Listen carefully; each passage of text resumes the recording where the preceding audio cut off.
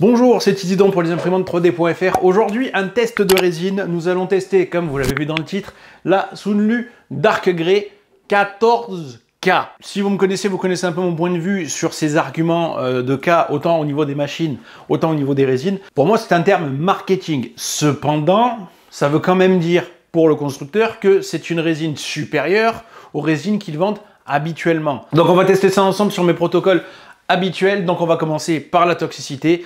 Alors j'ai été extrêmement étonné parce que l'odeur de cette résine est extrêmement puissante. Donc comme d'habitude, je précise que j'ai fait les tests avec les Lego Mars 4 Ultra sans purificateur d'air. À chaque fois que je manipulais la résine ou que j'ouvrais le capot, j'avais l'impression de renifler de l'essence. C'est pas exactement l'odeur de l'essence, mais la puissance odorante de cette résine, elle est costaud. Elle est vraiment balèze. Donc je me suis dit, au niveau toxicité, ça va être une catastrophe, ça va être une résine toxique. Et ben étrangement, pas tant que ça.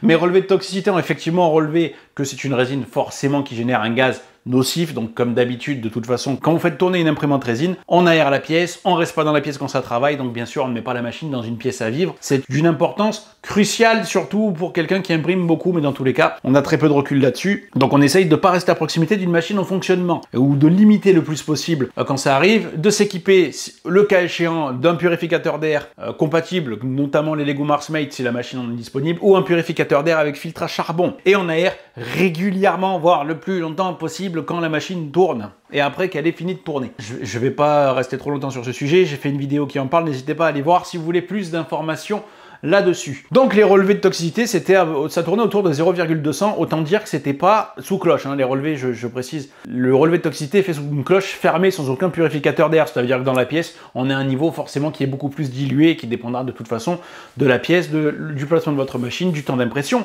etc.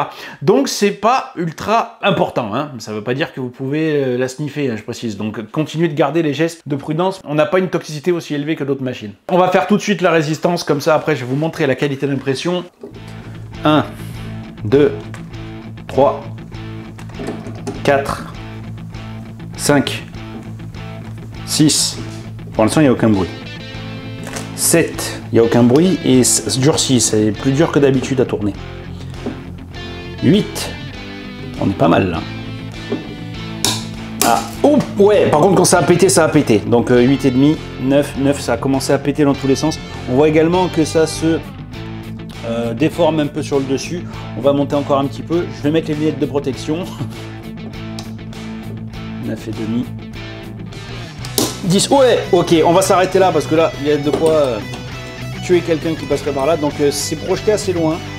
Ça veut quand même dire, vu le degré de projection, que c'est quand même une résine en soi rigide. Hein. C'est rigide, c'est peu flexible, mais c'est quand même plus solide que les autres et j'ai senti une résistance à ce niveau-là. Donc nous ne sommes absolument pas par contre au même niveau que la Dark Grey standard que j'ai pu tester également. On a une rigidité un peu supérieure, la flexibilité c'est pas non plus de l'ABS-like. Donc la résistance à la pression, on est quand même dans la moyenne. Voilà, ça pète pas tout de suite. Par contre, il n'y a pas de fragilité, ça casse directement. À voir ce que ça donne sur des figurines. Malheureusement, mes tests ne sont pas assez poussés. Je peux pas aller plus loin avec ce test-là pour le moment, mais je travaille activement. Je désespère pas un jour d'avoir un procédé mesurable, identifiable et sur toutes les formes de pièces pour aller beaucoup plus loin là-dedans. Je suis désolé, je peux pas aller plus loin pour le moment. On va parler de la qualité d'impression, donc je vais parler de la qualité standard. Alors j'ai trouvé ça vraiment très bien, vraiment, et j'ai ressorti les pièces que j'avais fait avec la Dark Grey pour avoir une différence. Alors à l'époque, la résine Dark Grey avait été testée avec une autre machine, c'était la Frozen Mini 8KS et 22 microns de précision. La Dark Grey 14K, donc c'est avec la Mars 4 Ultra, 18 microns de précision. Je pense pas que ce soit ça qui va m'influencer, hein, personnellement. Alors déjà, c'est pas la même couleur du tout. Je vous montre de loin. Voilà, ça c'est la Dark Grey standard, ça c'est la Dark Grey 14K.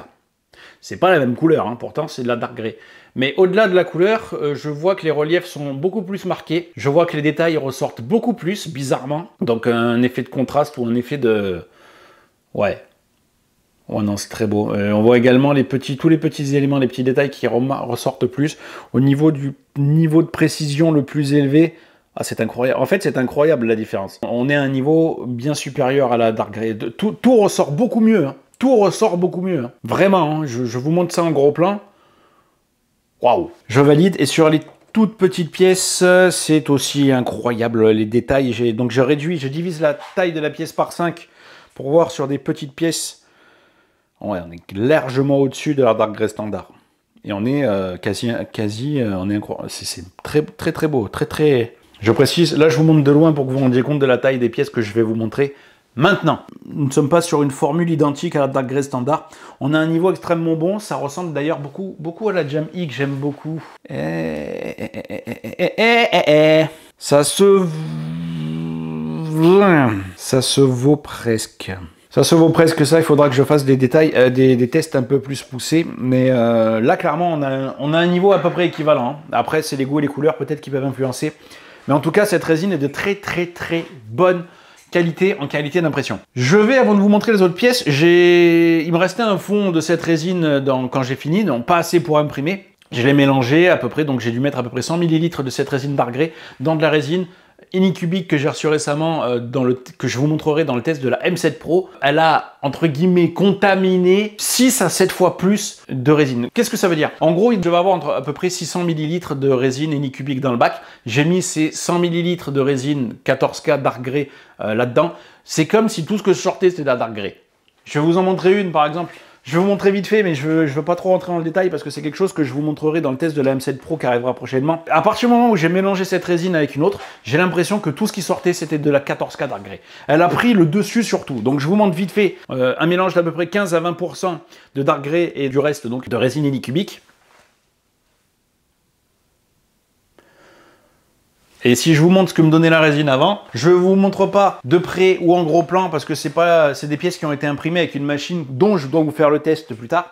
Donc c'est pour ça que je ne rentre pas trop dans le détail là-dedans. Mais ce que je veux dire en vous montrant ça, c'est que c'est une résine, on y reviendra en conclusion, qui a un coût, même si c'est du sous-nu, donc on a des promos régulières très intéressantes. Mélanger cette résine-là avec une résine moins chère, d'ailleurs ça serait intéressant de tester avec la sous-nu standard, j'en ai plus. Mettre une minorité de cette résine avec une autre pour augmenter le rendu d'une résine moins chère, ça peut être intéressant. Ben moi, je sais qu'à chaque fois que j'ai fait des mélanges, j'ai toujours été ravi du résultat. Déjà parce que c'est assez inattendu. Mais là, clairement, je suis vraiment impressionné qu'aussi peu de résine de haute qualité arrive à transformer autant de la résine moins bien, entre guillemets. Donc, je suis pas chimiste pour l'expliquer, même si j'ai quelques hypothèses, mais c'est des hypothèses basées sur c'est pas des termes logiques, c'est des termes ah ben elle est mieux, elle a des pigments plus lourds, donc le pigment moins lourd, ils sont un peu plus contaminés. C'est un peu comme du lait et du sirop, ça prendra la couleur du sirop. Enfin, pour tout ça, j'en sais rien. Sachant que différentes couleurs pourraient avoir d'autres incidences. Voilà, qu'est-ce qui se passerait si j'avais mis une résine plus claire? Tout ça, j'en sais rien. Donc, je ne me prononce pas trop là-dedans. Donc, je vais vous montrer les autres pièces. Donc là, j'ai fait une pièce que j'ai fait à échelle 250%. Donc, c'est la taille maximum que je pouvais sortir avec la Mars 4 Ultra.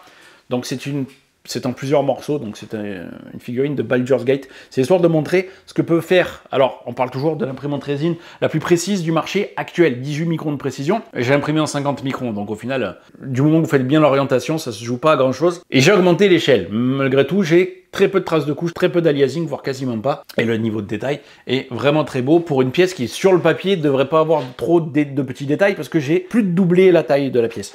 Par contre, j'ai sorti à échelle normale pour qu'on puisse comparer. Ah, là, c'est une petite pièce, hein. Donc c'est la taille à échelle normale. C'est impeccable. Après, comme je dis, il faut rendre grâce à l'auteur qui a modélisé la pièce, qui a dû prendre pas mal de temps.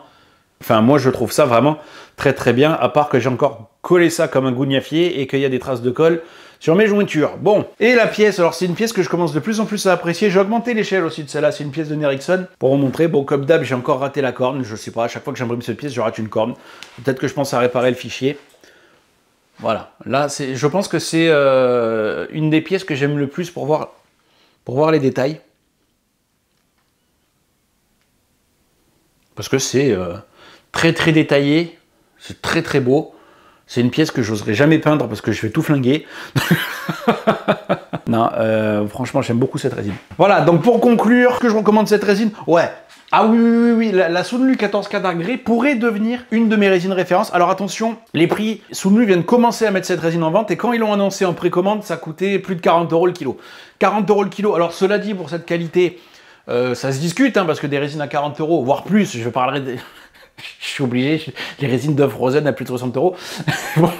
Si c'est très bon, après si vous faites que des petites pièces, quelqu'un qui utilise qu'une machine de petite taille comme la Mars 4 Ultra, qui va se contenter de faire des bustes ou des figurines de plateau, pourquoi pas. Quelqu'un comme moi qui aime les grandes machines, les grandes figurines, ça a un coût. Mais on parle de Sunlu. Sunlu, peu de temps après avoir proposé cette résine en précommande, a commencé à proposer un lot de 3 à 25 € le kilo. Alors, ça vous fait sortir un billet de 75 € à peu près. Alors, il y a toujours des promos par-ci par-là pour le baisser un petit peu. Ça vous fait passer à 25 € le kilo. 25 € le kilo, c'est à peu près ce que coûte de la Jam E. Je ne suis pas pour le moment capable de trouver qu'il y en a un mieux que l'autre, même si, à titre personnel et entièrement subjectif, cette couleur me plaît davantage que la Nebula Grey de Jam E, du moins. Donc, ça se discute. Alors, l'odeur est horrible. Je trouve, l'odeur, c'est subjectif aussi. L'odeur est horrible, mais la toxicité, bizarrement, pas trop angoissante. Il n'y a pas de quoi vous dire qu'à chaque fois que vous soulevez le capot, vous allez choper un demi-cancer. Pas plus qu'avec une autre, du moins. La résistance, ça me paraît quand même assez dur. La pièce est quand même assez dure, donc c'est pas un truc qui me semble facile à casser, mais on perd un petit peu en flexibilité. Et encore, quoique, on a quand même des bonnes stats. Donc voilà, donc à 25 € le kilo, si vous prenez un lot de 3, je trouve que c'est vraiment une très bonne résine. En tout cas, on est largement au-dessus de la Sunlu standard. Contrairement à la Standard Plus que j'avais testée, où j'ai pas réussi à remarquer une réelle amélioration, je suis désolé, vous mettez les deux pièces, je les différencie. Mais je trouve que la Sunlu Standard, c'est mieux. Voilà. La Sunlu Standard Plus, elle est plus résistante et demande moins d'exposition. Les expositions m'ont conduit à exactement les mêmes temps que la Dark Grey Standard. Et vous voyez le résultat des pièces. Vous voyez que les traces de support sont quasi insignifiantes. Ouais. Bon, c'est des bustes. Donc sur les bustes, vous voyez forcément moins les traces de support que sur des pièces en une fois. Mais je vous montre là. Bon, après, j'aurais pu... j'ai arraché comme un gougnafier là aussi. Mais c'est ici que vous pouvez voir de potentielles traces de support vu qu'ils sont tous là. Même sur une surface lisse comme ici, je ne vais pas vous dire qu'on ne les voit pas parce que on les voit, mais c'est une surface plate et lisse. On a vu pire sur des résines bas de gamme. Hein. Franchement, je suis même assez... Quelqu'un qui veut vraiment les masquer, il donne un coup de ponçage, c'est très vite fait. Non, vraiment. Vraiment, résine validée pour cette Sunlu Dark Grey 14K. Alors, est-ce que le 14K est un argument marketing? Oui, mais est-ce que ça veut dire que la résine est mauvaise? Non, ça veut juste dire qu'ils estiment que c'est mieux. Maintenant, est-ce que c'est du 10K, 12K, 14K? Est-ce que vous devez l'utiliser uniquement avec une machine 14K? Je pense pas. Est-ce que vous pouvez l'utiliser avec une machine avec un écran de 50 microns comme une Anycubic M3 Max ou une Gitech ou quoi? Vous pouvez, après tout. Ça sera toujours mieux vu qu'on parle de relief, hein. C'est pas uniquement l'écran qui joue là-dessus. Donc c'est une résine qui va pousser le niveau de détail. Et là, clairement, vous voyez les photos, c'est flagrant par rapport à une standard. Donc je vous recommande de l'essayer. En tout cas, moi je suis complètement validé. C'est une résine que, honnêtement, je vous le dis, j'en rachèterai. Voilà. Celle-là m'a été envoyée gratuitement par Sunlu pour le test pour le site. Mais c'est une résine que j'achèterai. Clairement, c'est un truc, c'est un jour ou l'autre, je vais en faire venir une caisse. Voilà, je vous le dis. J'aime beaucoup cette résine. Voilà, merci à tous d'avoir suivi la vidéo jusqu'ici. Je vous laisse avec le bêtisier. C'était Isidon pour les imprimantes 3D.fr.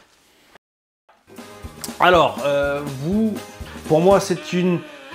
Pour moi, c'est un... Ça résonne, ça me gonfle. Comment je fais? 1, 2, 1, 2. Arrête de raisonner, là, contre ta grand-mère. Arrête de raisonner. 1, 2, 1, 2, voilà. Quand vous manipulez ou quand vous faites tourner une machine d'impression, quand vous faites... un jour, je vais couper ce truc-là. Je vérifie que je tourne, parce que ça aurait été con que je tourne pas. Je vérifie les batteries. Ok, on est bon. Non, la Dark Grey, déjà, si je les mélange. Je serais même presque capable d'échanger mes résines. Oh, les araignées, là, cassez-vous. Ah, j'ai pas collé. J'ai pas collé. Comme une Mars 4 Max. Pas du tout. Comme une Mars 4, comme une... Eh ben, comme une Anycubic M3 Max ou une Gitech ou quoi.